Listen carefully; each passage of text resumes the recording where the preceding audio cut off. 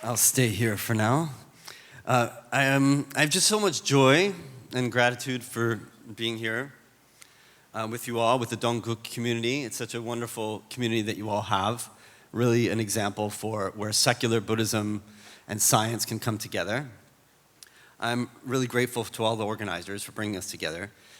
And as we speak together today, I'm deeply aware that there are multiple wars happening on our planet.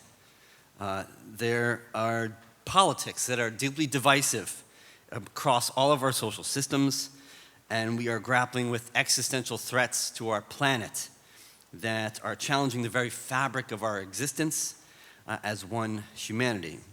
So sharing in this time with you all, with the common theme of wholeness and oneness, I hope to demonstrate today how the self and the science of its transformation through meditation is a systematic process and experience that unifies us through our common humanity. So I want to share also that as the president of the International Society for Contemplative Research, I think there's an opportunity here across cultures and continents to become members, access our resources, engage with our community. I hope you explore some of what we have to offer and some of the resources that we provide. I also wanted to tell you about an experience I had with His Holiness the Dalai Lama. I was there in Dharamsala, India about 2 years ago, and I was privileged to just witness a dialogue between His Holiness and many leading scientists. And he's now 90 years old, and he's noticeably aging, and some of his aging is quite evident. However, he has one message that he continues to emphasize, and he said, as humans, we may have many differences among us, but at the most basic, most fundamental level, we are all the same, all wanting the same love and joy and happiness. So I really believe that it's the Buddhist spiritual path that offers a profound solution to suffering and all the individuals and targets the self specifically. So this is the founder of Soto School of Japanese Zen, Master Dogen, who says explicitly, to study the way is to study the self, and to study the self is to forget the self, and to forget the self is to be enlightened by all things. And to be enlightened by all things is to remove the barriers between oneself and others. And this no-self doctrine that he's referring to really refers to two basic assumptions.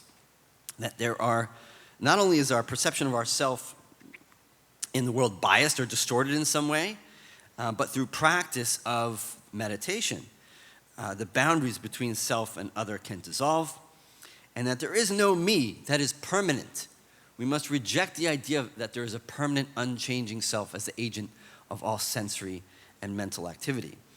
That all sentiments of some self existing and persisting beyond death is really an illusion. And any sort of grasping or failure to realize that these assumptions leads to the unsatisfactoriness with life. So unfortunately, this prescription of meditation to transform the self is not so simple. If you really ask people why do they meditate, they give you very different answers. A few studies included a recent poll of meditators across the US found that people are more motivated to practice for self-motivated needs, really to reduce my own stress, my own anxiety, things that are very self-focused. There's also interest in improving my concentration, my performance, my energy, everything related to self. It's a little selfish of why people are motivated, for the most part, to meditate. A smaller part of people are motivated by more spiritual reasons, including self-transcendence or self-liberation, or to benefit others. It is really this form of self-transcendence that I'm going to highlight and emphasize. So I'm going to talk a little bit about the mechanisms for self-transformation through meditation, how we understand the self, the I, me, mine complex and what that means. I'm going to talk a little bit about the chronometry of self and self-reification. So just to give a little challenge to the interpreters and the translators, this will be a little challenging, but I want to describe how the process of being a self in the world transpires over time. And then I'm going to talk about the 4 mechanisms that I'm going to highlight. Meta-awareness, decentering is one mechanism.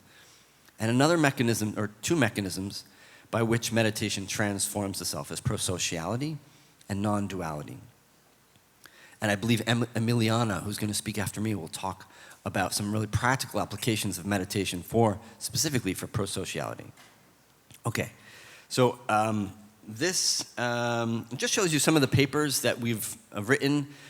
Eric talked about this yesterday, how a number of us who are practitioners, scientists, would get together and talk about ideas, and we called ourselves the Mindfulness Research Collaborative. And through that process of collaborative thinking, we came up with some of these papers, which are now cited over 7,000 times. So they are pretty foundational for the field. And the way that what we identified was really 6 core mindfulness-based practices: focused attention, open monitoring, constructive practices, which are love and kindness, metta, those kinds of practices, movement-based practices like yoga, everyday mindfulness like mindful eating, which Jean will talk about, and breath work. Breath work is more of a recent addition, but there's now being more additions of manipulating the breath through yogic pranayama traditions. And then there's 4 primary mechanisms that I focus on for transforming the self: awareness, regulation, transcendence, and integration. So those are the primary mechanisms. But in a new chapter that I'm just putting out, it's coming out in the Handbook of Mindfulness and Self-Regulation, I've identified 18 second-order factors that contribute to the transformation of the self. So I'm only going to talk about meta-awareness, decentering, and non-dual awareness, and prosociality today.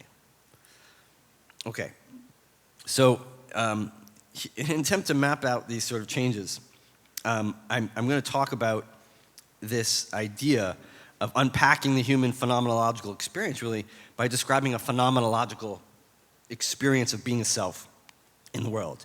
And I describe this as the I, me, mine complex. So, I, me, mine. Okay, so it's critical to our understanding of our conscious experiences is really exploring how one's mental habits can be viewed in a relational way to the other, and this is represented here, that we have our needs, our wants, our fears, our expectations that make up our self-identity, but also the insight into how we can empathize with other individuals. And you can see here, I'm just going to move around a little bit too, you can see how there's different perspectives, right? Each of us have a different unique perspective. And this is what we call the relative reality, our experience of the world. And when we can be aware of this relative reality, we can also recognize that there is an absolute reality that we don't have access to. But some of our experiences may overlap through our relative experience, right? Our relative experience sometimes overlaps with others, and there is an absolute reality that we don't have access to. So here's the way that we can understand the I, me, my complex. It's really a metaphor, and it's represented here as a cartoon of a house. And in this metaphor, the I and the feeling of being a self in the world is represented by this structure, this foundation of the house. It's the primary identification point. It's what you see first. It's what you identify with. And just like rooms have different purposes, a kitchen, a bedroom, a living room, a dining room, we have different roles, different me's that we play: an employee, a parent, a friend. We have these different selves that we have in the world. It can be the different rooms inside the house. And mine really refers to all the stuff that we put in the house. It encompasses all the material objects we consider as belonging to us. And so from the Buddha's perspective, the problem with this I, me, mine complex is that it leads to attachment. We cling to the positive and fear negative ones, as we heard in the Dharma talk earlier yesterday. It gives rise to dualities, the separation of self and other. and it creates both conflict internally and externally. It also is a problem because the self is impermanent. It's an illusion. So all aspects of this I, me, mine complex are subject to change, and clinging to a changing entity will lead to suffering. So in order to better understand the self, I talk about how the self is constructed across time. So I provide a neurophysiological and system-based model that attempts to explain what this is. And so chronometry really refers to the timing and the temporal structure of conscious perception, how fast and in what sequence of events unfold in the brain and give rise to awareness. And it's central to our understanding of how consciousness emerges and functions in real time. And if you're interested, it's in this handbook of mindfulness. So this model that I'm referring to is really described here, okay, as a string of moments, okay, a string of being me. So we have the I, me, mine complex, but we have a string of I, me, mine happening across time. Now, each moment of experience involves these self-specifying processes that include somatic experience, and somatic processing refers to the way the body processes sensory information. It's very early in the attentional filtering of information. Then there's phenomenal awareness, which is present moment experience of what it's like. What are we experiencing right now? And then there's the cognitive and emotional phase of mental processing that's associated with evaluation, interpretation, and integration of all the conceptual and linguistic information. This is also facilitated by time. So it happens across a millisecond time scale of 500 milliseconds. For every 500 milliseconds, every time you see an object that comes out in front of you, the first thing that happens is your brain starts processing, is it relevant to you? What is this? Okay? You only start to identify it after 500 milliseconds. Remember, 500 milliseconds, it's like that. It's so quick, right? So we're really talking about a lot of processing that's happening before you even have awareness. Every moment there's a way that the body is processing information, and that is leading to your experience of being a self. It's also fed by memory. Okay, so memory is also driving the predictive models of the world. Every experience that you have then creates a predictive model of what it might be like next time you see that experience. And you're also having behavioral responses, which in the end, once you interpret what you see, there's also a response. What should you do with this object? Maybe I drink it because it's a special kind of barley water that's I've never had before, but I tried recently and it's quite good. So that whole experience is something that happens all in one 500 millisecond moment. And you can imagine there's about 63 million of those moments every year. So in about every experience that you have is contributing to what we call the reification of the self. It reifies or creates a sense of self-identity.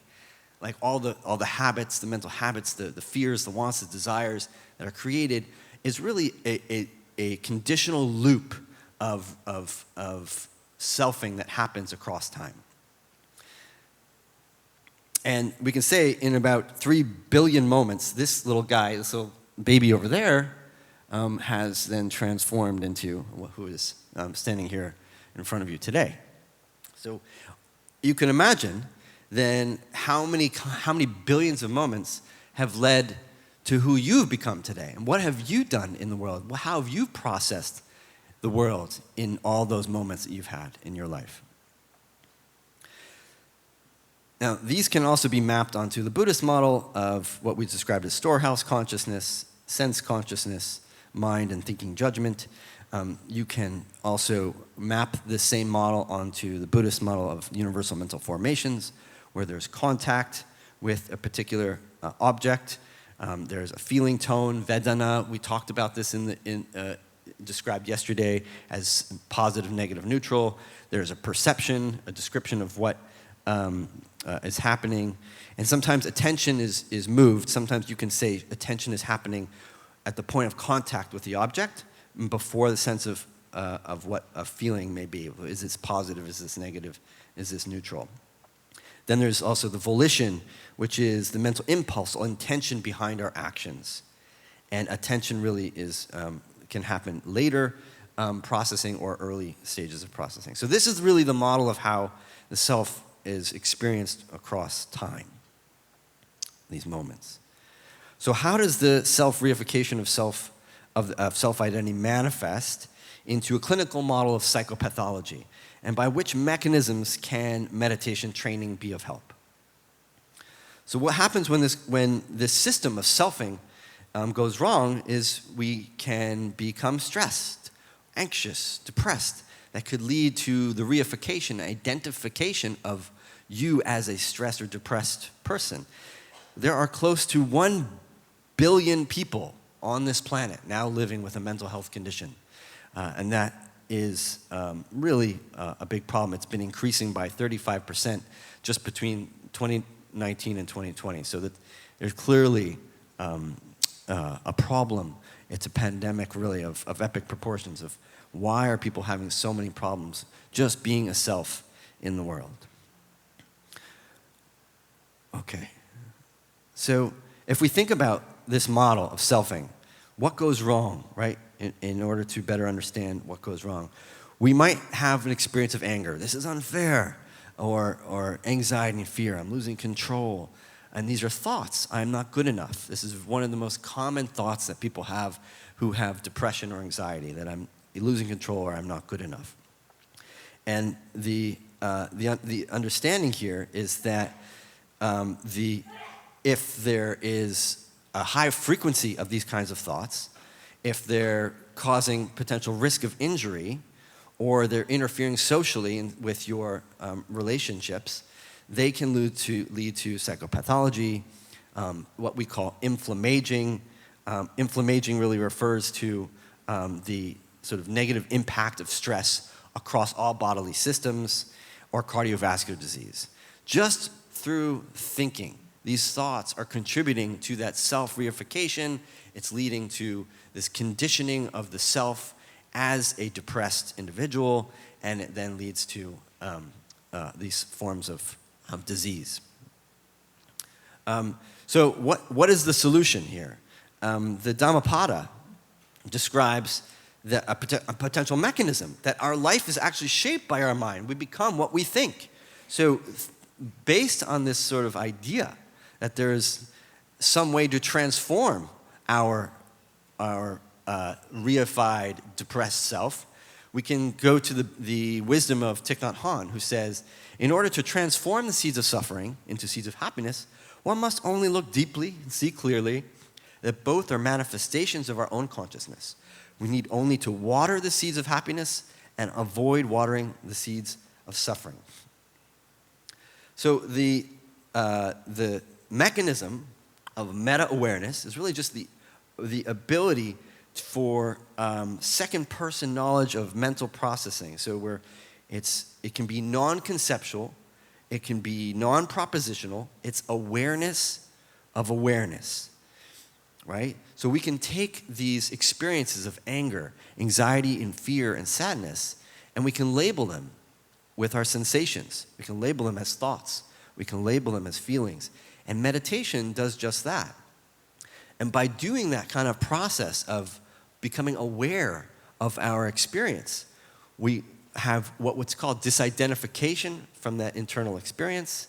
We have reduced reactivity to that thought content. This is the mechanism of meta-awareness and decentering.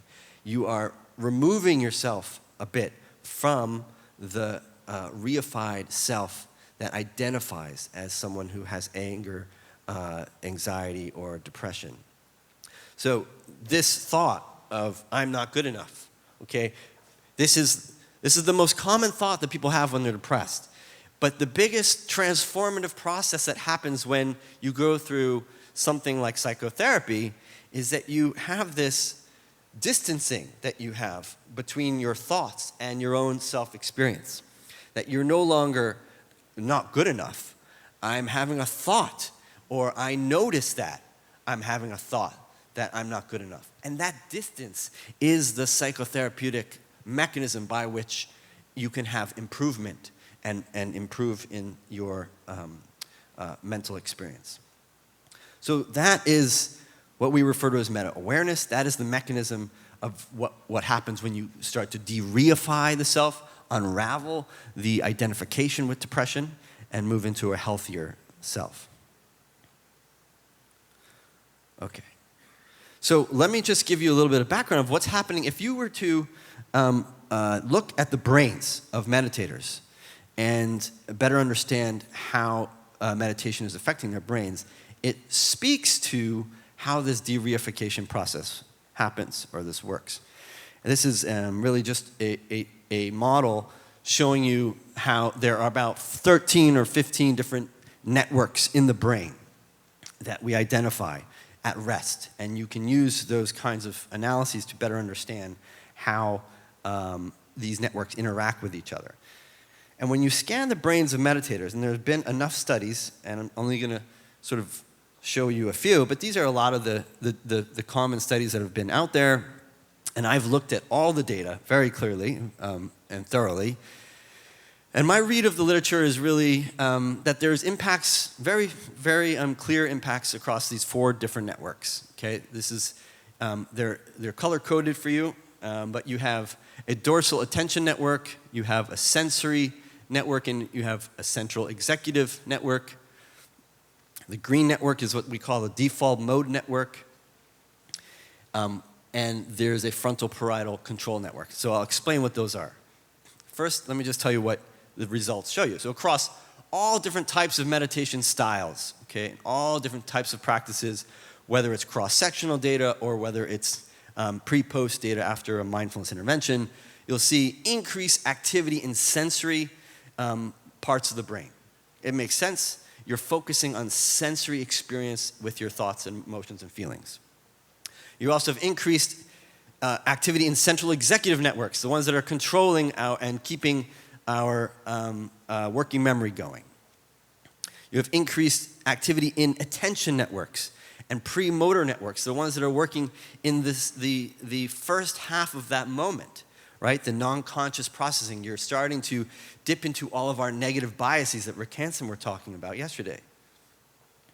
The most important, though, is this frontal parietal control network, and I'll explain to you why. All the data seem to suggest that even when you're in a non-dual state of awareness, the highest state of meditation, you activate this particular network, the orange network, and it's central to this particular region here, frontal parietal cortex, and I'll explain that in a minute, and decreases in activity in the default mode network. And the default mode network is that self-evaluative network. It's the network that's responsible for rumination, for thinking, for evaluating yourself in a negative kind of way, and that just happens to be what we do when we're doing nothing, when our mind is wandering, which maybe some of you may be wandering right now and thinking about, I'm not good enough. But meditation helps us decrease activity in this network. Okay, so what's so important about this particular frontal parietal network? Well, here it is across all the other networks. It's a hub. It's a hub. It's not only a hub, but it's thought of as a circuit breaker. Okay, it means that it can disrupt activity across any other network that's active at any time, suggesting that it controls and allows you to flexibly switch or toggle between any other experience that you may be happening. If you're thinking about something internally, you have awareness to then let go of that experience and switch to another network of activity. So it's the critical node, this frontal parietal network, in all the other networks. It includes, some people, I think, refer to the salience network as being important also. The salience network is just the dorsal anterior cingulate cortex and insula, which are also part of this orange network, okay? Those are really important areas for monitoring awareness of the body signals. So this paper here shows how this particular brain region, it's one of the most evolved part of our brains. In the early hominid ancestors developed this part of our brain. It makes us uniquely human. And that is the brain region that is most active in meditators. It's the area of the brain that is conserved, that is helping preserve atrophy from cognitive decline. It is critical for development of meta-awareness. And here's the slide that everyone has shown, who's shown any pictures of a brain, from a study that came from Sarah Lazar's lab back in 2005. And again, the most important point here is that the insula and the frontal polar cortex are the two brain regions that seem to be most active and not degrading in thickness across age. So there's regular age-related decline of the brain. Your brain is shrinking after age 21. You're losing neurons as you get older. But if you meditate, one of the best sort of data points of meditation research is that those individuals who are having normal age-related decline are protected from that decline through meditation practice. So it doesn't necessarily enhance cognition in a 20-year-old, but it protects 65-year-old and up from losing that cognitive capacity. This is what this data really means. Okay, so here's the other mechanism, prosociality and self-transcendence. So we know that meditation makes you kinder and more considerate. There's a lot of data showing that trait mindfulness and brief mindfulness induction enhances other-oriented motivation, like empathic concern. You care about others. There's helping behaviors to socially excluded strangers. There's one study, one of my students actually, Paul Condon, he did a study where he showed that those individuals who trained in a mindfulness-based program or a compassion-based program would offer their seat at a much higher rate compared with those who did not have meditation training, to someone who would look like they may be suffering. More pro-social types of behavior. And Emiliana will probably talk a little bit more about that. Tanya Singer, who's shown here in the MRI scanner, did this project called the Resource Project. And I'm not going to go into detail here, but it was a very extensive project that it's worth looking into.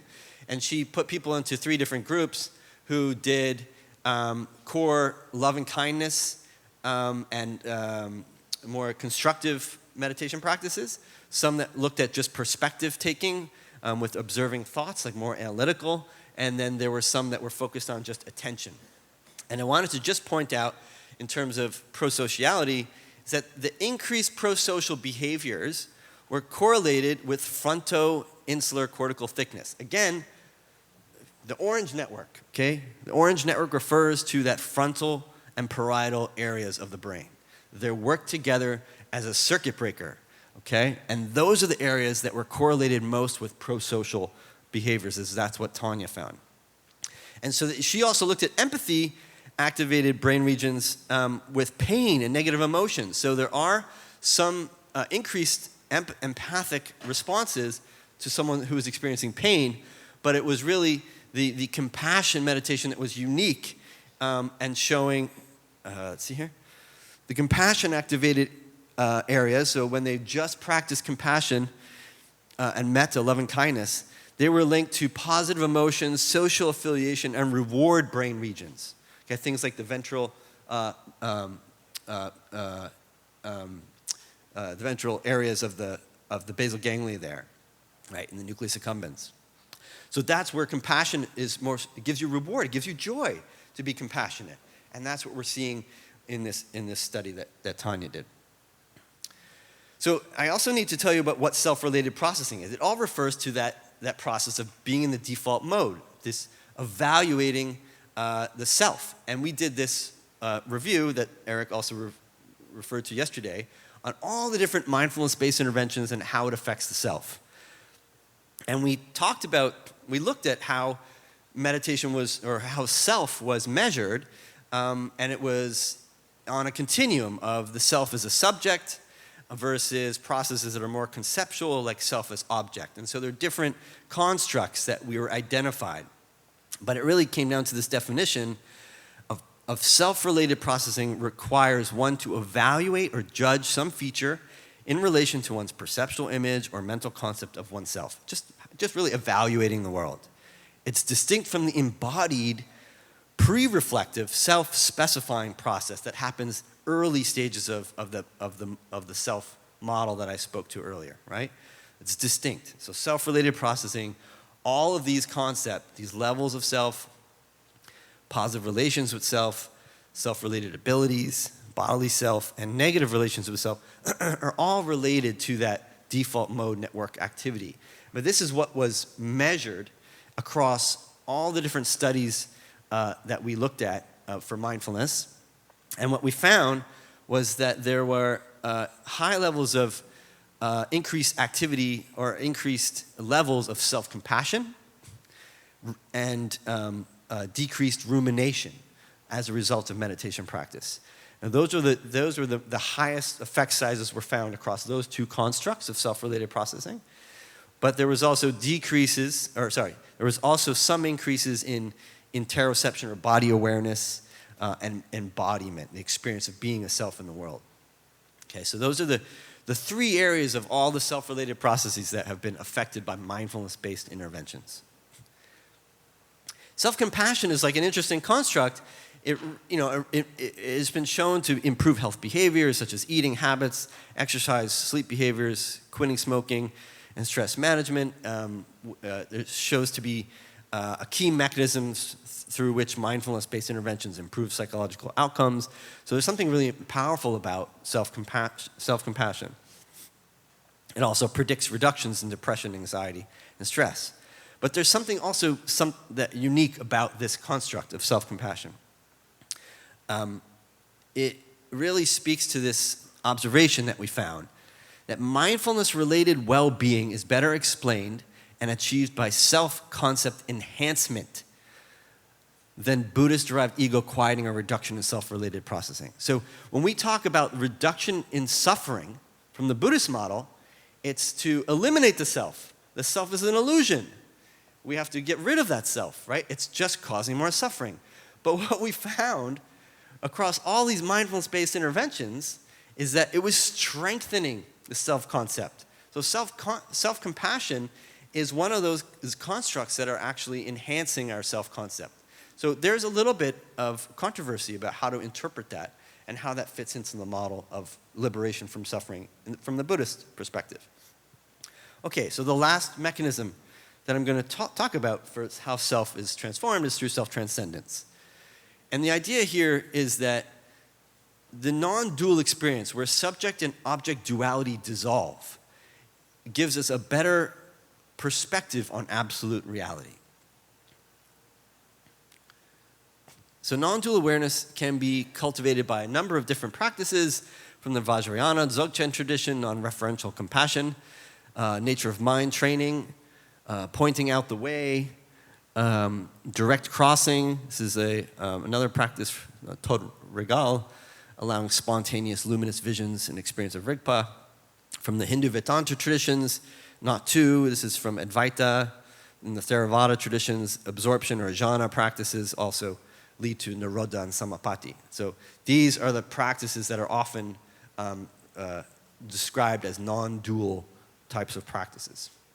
So the most famous experiment that was done with non-referential compassion was done by Richie Davidson's group, Antoine Lutz, and they asked these meditators to use non-referential compassion. They hooked them up with EEG, and they found a very specific brain signature, what are called gamma waves, that are typically 26 to 70 hertz, or usually over 40 hertz, around 40 hertz of frequency. It basically just synchronized brain activity across different parts of the frontal and parietal brain regions that you saw this large-scale integration of distributed neural processing. So that's what's happening when you see this gamma band activity.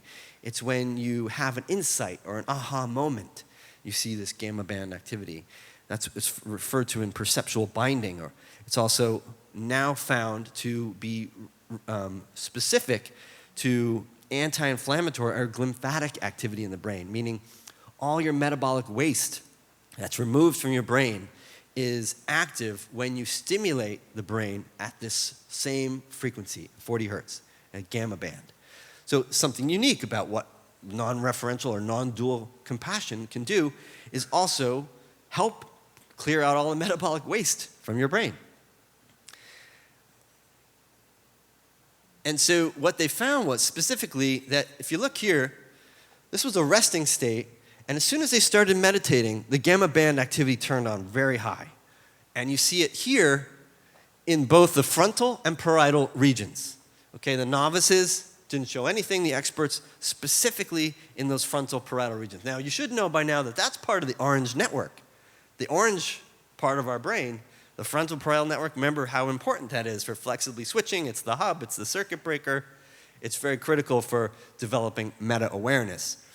So gamma activity was higher in the baseline, resting state before meditation for the adepts. It's increased sharply during the non-dual meditation and remained higher after meditation. And there was this long-distance phase synchrony over those specific frontal and parietal electrodes. When we looked at another study of non-dual practice, pointing out the way, we just looked at different, this is called pointing out the way. This is a very specific form of practice. I'm just going to go over this really quickly.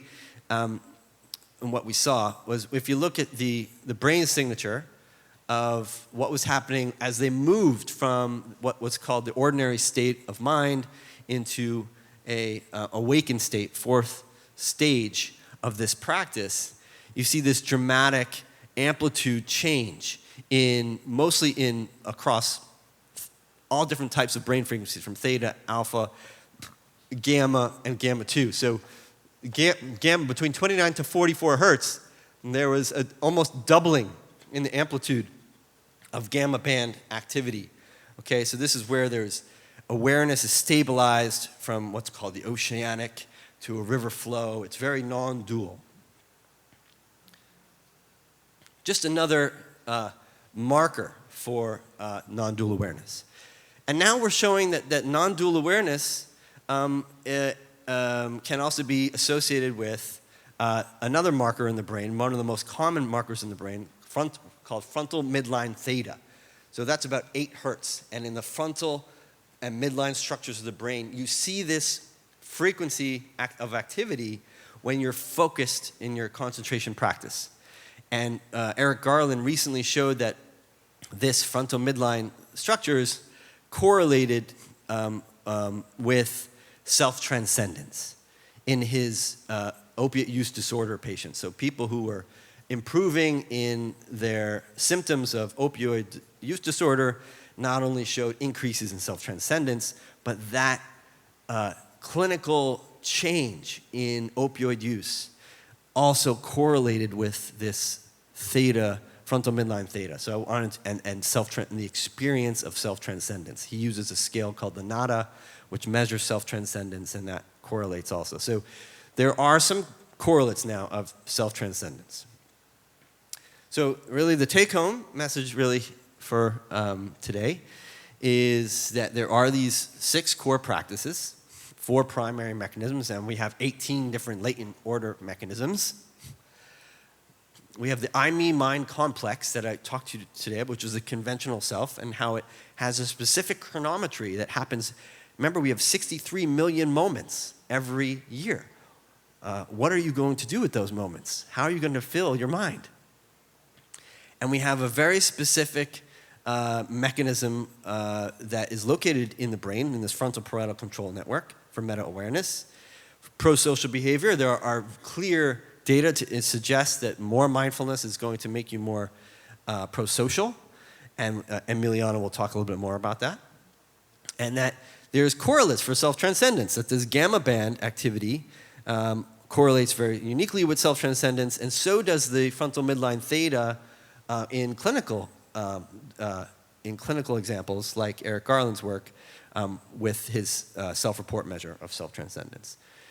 So that, with that, I wanted to also thank all the people who were part of that mindfulness research collaborative that Eric was talking about yesterday. Because without collaboration, there was really not as much impact. With collaboration, we had great impact. So I'm really happy to thank all these collaborators. And then also Thank you to you for listening. I appreciate all of your time and space together. 네, 명상의 치유 원리를 알아볼 수 있는 강연이었습니다. 대단히 감사드립니다. 이제 그 강연 내용에 대해서 궁금한 점에 대해서 그 질문, 답변 시간을 갖도록 하겠습니다. 저희가 사전 접수를 받을 당시에 몇 가지 질문들도 사전에 함께 선정해 두었습니다. 그 질문 지금 드려보겠습니다. 첫 번째 질문은요. 그 수행자가 정체기에 빠졌을 때 개인의 변화를 지속하기 위해서 어떤 접근법을 추천하실지, 그게 첫 번째 질문이었고요. 두 번째 질문입니다. 어떤 점이 우리 바고 선생님을 자기, 그 셀프라는 개념을 연구의 핵심 주제로 삼도록 만들었는지, 이게 궁금하고요. 또 자아의 비이원성에 대해서 눈을 뜨게 한 그 개인적인 학문적 또는 체험적 순간이 있었는지, 그것도 궁금하다고 해주셨고요. 그리고 가능하다면 앞으로 연구 방향에 대해서 같이 또 공유해 주실 수 있을지까지 질문을 주셨습니다. 우리 박오 선생님께서 한꺼번에 다 대답을 주시겠다고 하네요. 예, 부탁드리겠습니다. 예, go ahead. Sorry, I didn't hear the translation. But I do remember the two questions that I was posed. Oh, here it is. Yes, okay. Okay, so here's my answer to this first question. I'm going to tell you a quick story. I was once at a conference with the Dalai Lama, and somebody asked His Holiness, what is the shortest amount of time to practice meditation to achieve benefit? And she was very serious. She's like, well, what's the minimum amount of time to practice? This is the kind of the question that I hear most often. How much do I have to practice meditation to achieve some benefit? And he looked at her and smiled, ha ha ha ha, as he does, and he says, lifetime. Suggesting it takes a lifetime of practice to get some benefit. So I say that with some seriousness, is that even if there's a plateau in your practice, that there's an opportunity there. It signals an opportunity and a challenge. If you feel like your meditation is not really getting you anywhere, it could mean that there's some stabilization of your gains, that some things that you've been practicing that you're doing well, something you're doing well, that you're not losing anything. But it also could be some sort of subtle resistance to going deeper. And so I think there are some practical tips that for what happens if you want to continue your personal transformation. You can go back to the basics. The Satipatthana Sutta spoke directly about one practice, breath meditation. And sometimes we forget how strong of a practice that can be, to continually go back to your breath, and be aware of your breath, be aware of distraction, and come back to the breath. And then there's also I think the other tip would be, think about beginner's mind, about how great it is to deliberately cultivate curiosity towards any ordinary experience, right? This can dissolve that sort of automaticity. It can restore freshness in your practice. And you could try other practices, like walking meditation. There are other practices where you can vary the object, shift your attentional anchors. You can adjust the intensity, how long, and the duration of your practice. There are so many different ways that you can deepen the context and intentions of your practice. But I do go back to the advice of His Holiness that it could take lifetimes, not just one, to achieve benefit. So may we continue to work together to get to that level. So I think that answers question number one. Then the question was, what led me to study the concept of self as a central theme? I think it's a beautiful question.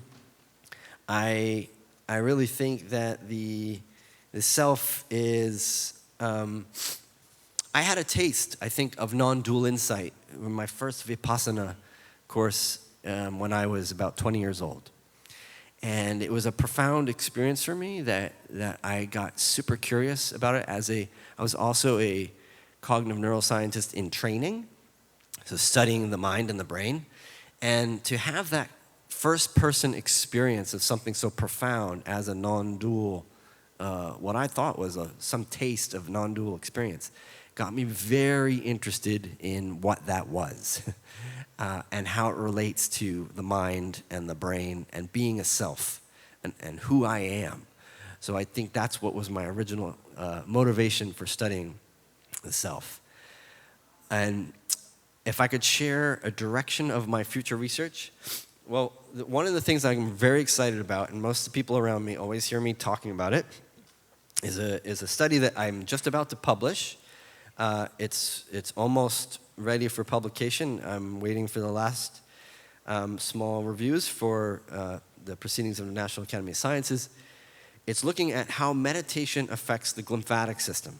The glymphatic system of the brain is what we call the metabolic waste clearance system. It's the real brainwashing. It's when you go to sleep at night, the restorative effects of sleep are that you remove all the metabolic waste that you accumulate throughout the day. And if you don't do that, if you don't sleep, if you have sleep problems, you'll have much more deficits in your cognitive capacity. And as we get older, over 70, typically you have poor sleep. And that leads to more accumulation of things like plaques and tangles and alpha-beta proteins that lead to Alzheimer's disease, muscular sclerosis, Parkinson's disease. Lots of these neurodegenerative diseases are due to the buildup of metabolic waste. And what we found recently was when we looked at meditators compared to people who just had controlled breathing, that the meditators showed increased activity in this glymphatic system, suggesting that one of the benefits of doing meditation, these were adepts, people who were meditating at least a few hours a week at least for many years, but that there was a correlation with the expertise. So the more they practiced, the more activity that they had in this glymphatic system, the more that they were removing metabolic waste. So that's very exciting to think that meditation has a direct impact on helping the brain move metabolic waste through its sort of channels that are in your penetrating arteries of your brain.